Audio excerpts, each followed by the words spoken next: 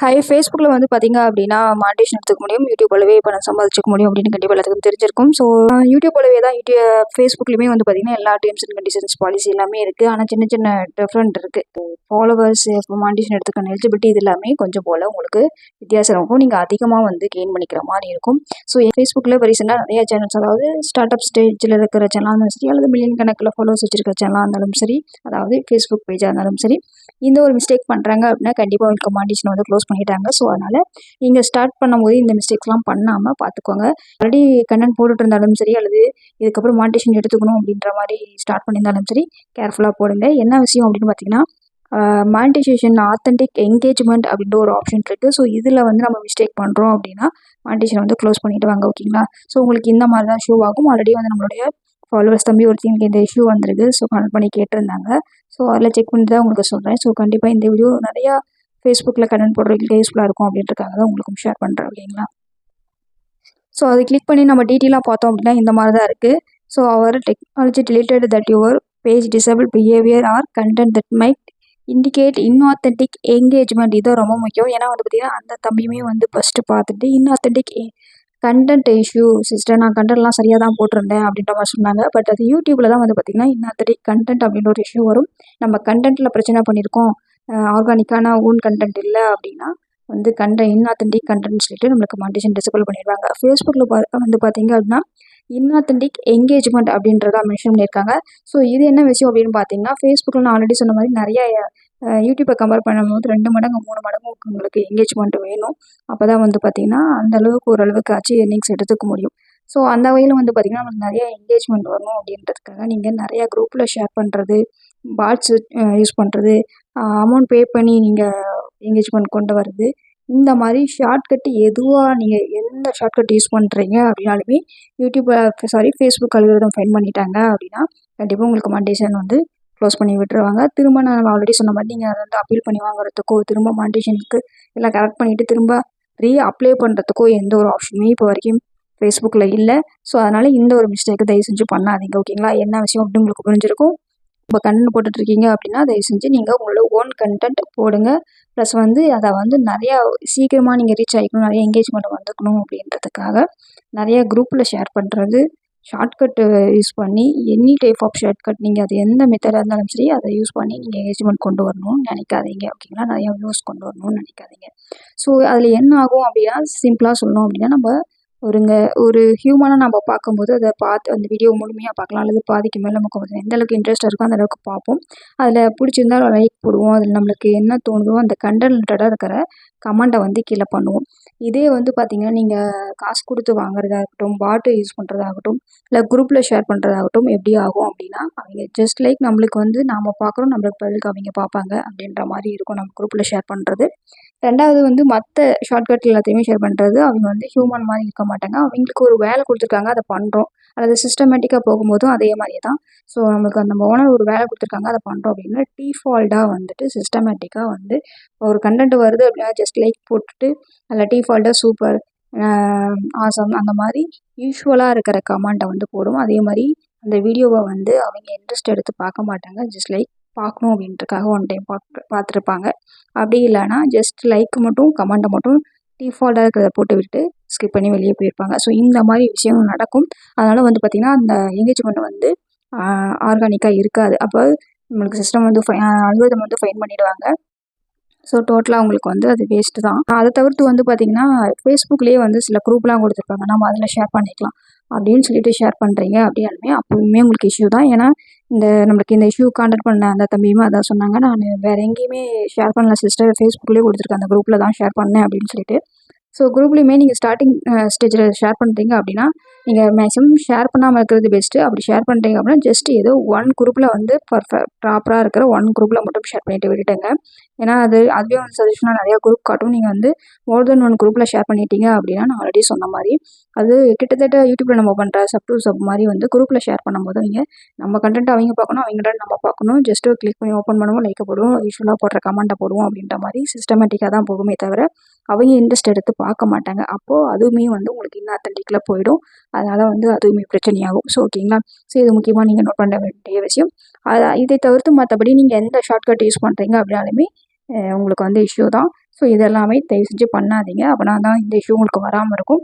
So இப்போ இது மாதிரி இஷ்யூ வந்துருச்சு, நம்ம ஒன்றுமே பண்ண முடியாதா அப்படின்னு கேட்டிங்கன்னா, நான் ஆல்ரெடி சொன்ன மாதிரி எந்த ஆப்ஷனுமே இல்லை. சிம்பிளாக வந்து பார்த்திங்கன்னா, உங்களுக்கு வந்து ஒரு ஃபீட்பேக் மட்டும் கொடுத்து சப்மிட் பண்ணுறதுக்கான ஆப்ஷன் கொடுத்துருக்காங்க. ஸோ ஃபேஸ்புக் சரி, யூடியூப்லேயும் சரி, இந்த ஃபீட்பேக் ஆப்ஷன் எந்த அளவுக்கு ஒர்க் ஆகும்னு உங்களுக்கே தெரியும். ஃபீட்பேக்கில் வந்து மற்றவங்க வேணால் அதை செக் பண்ணிவிட்டு அவங்களுடைய கருத்து தெரிவிப்பாங்களே தவிர நம்மளுக்கு சொல்யூஷன்ட்டு ஒன்று கிடைக்கவே கிடைக்காது. யூடியூப்லேயே வந்து பார்த்திங்கன்னா லைவ் சேட்டில் போயிட்டு ஸ்ட்ரெயிட்டாக அவங்க கூட பேசினா மட்டும்தான் நம்மளுக்கு சொல்யூஷன் கிடைக்கும். அந்த மாதிரி தான் இதுலேயும் வந்து பார்த்திங்கன்னா ஃபீட்பேக் ஆப்ஷன் இருக்குது. ஜஸ்ட் நம்மளோட இஷ்யூவை சொல்லி நம்ம சப்மிட் பண்ணி டன் கொடுத்துட்டோம் அப்படின்னா இந்த மாதிரி உங்களுக்கு உங்களோட ஃபீட்பேக் வந்து இதாகிடுச்சு தேங்க்ஸ்னு மட்டும் தான் வருமே தவிர எந்த ஒரு சொல்யூஷனும் கிடைக்க மாட்டேங்குது. ஸோ அதனால் ஒன்ஸ் ஃபேஸ்புக்கில் மானிட்டேஷன் எடுக்கிறதே பெரிய விஷயமா இருக்குது. நீங்கள் அதை எடுத்ததுக்கப்புறம் இந்த மாதிரி ஏதாவது மிஸ்டேக் பண்ணி மானிட்டேஷன் க்ளோஸ் பண்ணிட்டாங்கன்னா திரும்ப அதை எடுக்கிறது ரொம்பவே கஷ்டம். ஸோ இது வந்து ரீசெண்டாக நிறையா ஃபேஸ்புக் பேஜில் வந்துட்டுருக்கு. ஸோ எல்லா க்ரியேட்டர்ஸுமே வந்து இதுக்கு ஏதாவது சொல்யூஷன் கொடுக்கணும்னு கேட்டுட்ருக்காங்க. ஸோ ஃபேஸ்புக் சைடு இதுக்கு ஏதாவது அப்டேட் பண்ணணும். நீங்கள் இந்த மிஸ்டேக் பண்ணாமல் இருந்தால் பண்ணிட்டீங்கன்னா சிம்பிளாக அந்த பேஜை அப்படியே விட்டுட்டு வேறு பேஜ் தான் நீங்கள் ஸ்டார்ட் பண்ணிவிட்டு அதில் கண்டென்ட் போட ஆரம்பிக்கணும். அப்போ தான் மானிட்டேஷன் எடுக்க முடியும். ஸோ அதனால் இந்த மிஸ்டேக்ஸை பண்ணாமல் பார்த்துக்கோங்க. ஓகேங்களா? ஓகே, இப்போ நீங்கள் என்னென்ன மிஸ்டேக்லாம் பண்ணக்கூடாதுன்னு அப்படியே ஒரு ஆர்டராக சொல்லிட்டு நீங்கள் ஃபாலோ பண்ணிக்கோங்க. ஓகேங்களா? ஸோ மொத்தமாக வந்து நம்ம அப்படியே நிறையா பேஜில் ஷேர் பண்ணுறது, நம்ம ஆல்ரெடி சொன்ன மாதிரி நிறையா குரூப்பில் ஷேர் பண்ணுறது, உங்களோட சோசியல் மீடியாலேயும் அதிகமாக வந்து நீங்களே ஓனாக குரூப்லாம் வச்சுட்டு அதில் ஷேர் பண்ணி என்கேஜ்மெண்ட்டை வந்து ஃபேக்காக எடுக்க நினைக்கிறது இது எல்லாமே. ஓகேங்களா? ஸோ அதுக்கப்புறம் வந்து பார்த்திங்கன்னா ஒரே கமெண்ட்டை திரும்ப திரும்ப பண்ணுறது. நான் இது ஆல்ரெடி மென்ஷன் பண்ணியிருக்கேன் உங்களுக்கு. ஸோ இந்த மாதிரி வந்து ரிப்பீட்டடாக வந்து சேம் கமெண்ட்டை வந்து பண்ணுறது. அதே மாதிரி வந்து பார்த்திங்கன்னா ஒரு லாங் வீடியோ அப்லோட் பண்ணிவிட்டு அதில் சின்ன சின்ன ஷார்ட்ஸ் நிறையா கட் பண்ணி வந்து அதை வந்து ஷேர் பண்ணுறது. ஓகேங்களா? திரும்ப திரும்ப நம்ம வந்து ஷேர் பண்ணுறது. ஒரே ஹேஷ்டேக்கை திரும்ப திரும்ப வந்து ஒரு ஹேஷ்டேக் யூஸ் பண்ணுறதால ட்ரெண்டிங்காக இருக்கிற ஹேஷ்டேக் நல்லா வியூஸ் போகுது அப்படின்றக்காக அதே ஹேஷ்டேக்காக ரிப்பீட்டடாக வந்து எல்லா வீடியோவில் யூஸ் பண்ணுறது.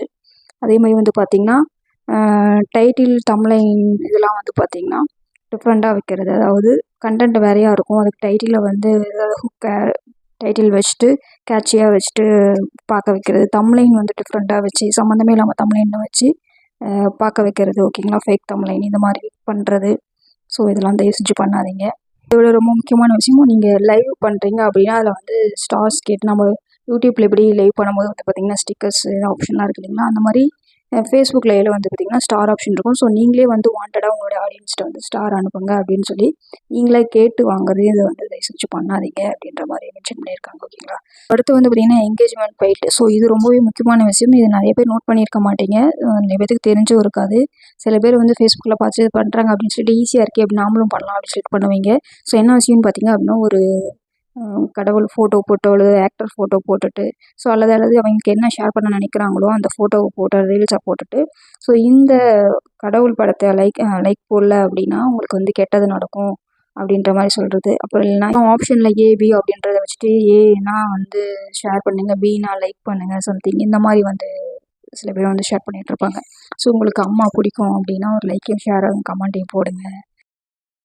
அப்படின்னா ஒரு கடவுளோட ஃபோட்டோ போட்டு 24 மணி நேரத்தில் 50 பேத்துக்கு ஷேர் பண்ணணும். இல்லைன்னா உங்களுக்கு ஈவினிங்குள்ளே கெட்டது நடக்கும். அல்லது வந்து ஒரு 50 பேத்துக்கு மேலே ஷேர் பண்ணிட்டீங்கன்னா உங்களுக்கு ஈவினிங்குள்ளே ஒரு நல்லது நடக்கும். அந்த மாதிரிலாம் ஷேர் பண்ணியிருப்பாங்க. ஸோ அந்த மாதிரியும் கண்டிப்பாக பண்ணக்கூடாது. அதுக்கு பேர் தான் என்கேஜ்மெண்ட் ஃபைட்டுன்னு சொல்லுவாங்க. ஸோ இந்த மாதிரி பண்ணுறீங்க அப்படின்னா கண்டிப்பாக உங்களுக்கு வந்து பார்த்திங்கன்னா ஃபேஸ்புக் அலுவலகத்தில் ஃபைன் பண்ணிட்டாங்க அப்படின்னா உங்களுக்கு வந்து மானிட்டேஷன் க்ளோஸ் பண்ணிவிடுவாங்க. ஸோ அதனால் தயவு செஞ்சு இதெல்லாமே எதுவுமே பண்ணிடாதீங்க. ஓகேங்களா? ஸோ இது நிறைய பேருக்கு தெரியாது. அண்ட் யூடியூப்பில் ஆல்ரெடி நான் சொன்ன மாதிரி யூடியூப்பில் இஷ்யூ வந்திருக்காது. ஃபேஸ்புக் சைடு வருவீங்க. ஃபேஸ்புக்கில் வந்து மற்றவங்களாம் எப்படி போட்டிருக்காங்கன்னா ஆப்வியஸ்லி நம்ம வந்து ரெஃபரன்ஸ்க்கு எடுப்போம்.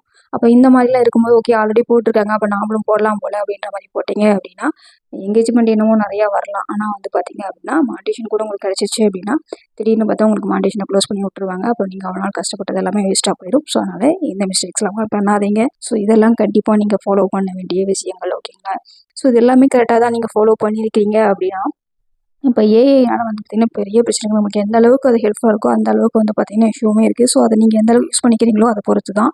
ஸோ ஏஐ வச்சு நீங்கள் வந்து உங்களுடைய க்ரியேட்டிவிட்டியை இம்ப்ரூவ் பண்ணிக்கிறதுக்கு ரெஃபரன்ஸு வீடியோவோட ரெஃபரன்ஸ் இமேஜ் எடுத்துக்கிறதுக்கு மட்டும்தான் நீங்கள் உங்களோட கண்டென்ட்லாம் பயன்படுத்திக்கணும்.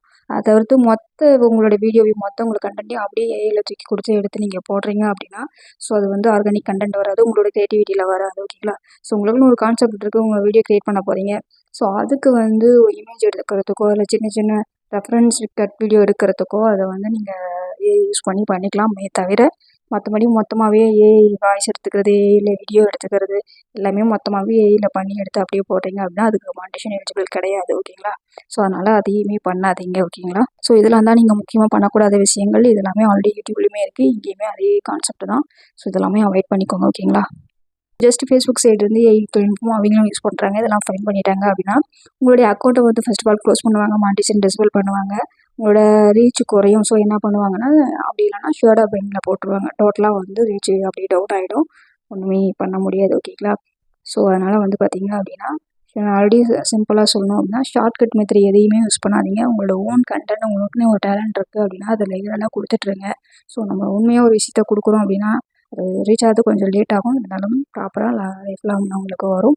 ஸோ ஏர்னிங்ஸும் ஸ்டார்டிங்கில் உங்களுக்கு மானிட்டேஷன் கிடச்சிருச்சு அப்படின்னாலுமே ஏர்னிங்ஸும் ஸ்டார்டிங்கில் கொஞ்சம் லோவாக தான் வரும். போக போக உங்களோட கண்டென்ட் மக்களுக்கு பிடிச்சிச்சுன்னா ஆட்டோமேட்டிக்காக அவங்களே நிறைய பேருக்கு ஷேர் பண்ணுவாங்க, நிறைய என்கேஜ்மெண்ட் கிடைக்கும், நிறைய வியூஸ் கிடைக்கும், ஸோ நிறையா பணமும் கிடைக்கும். அதனால் வந்து ஆர்கானிக்காக மட்டும் ஃபாலோ பண்ணுங்கள், ஓன் கண்டென்ட் மட்டும் போடுங்க. ஓகேங்களா?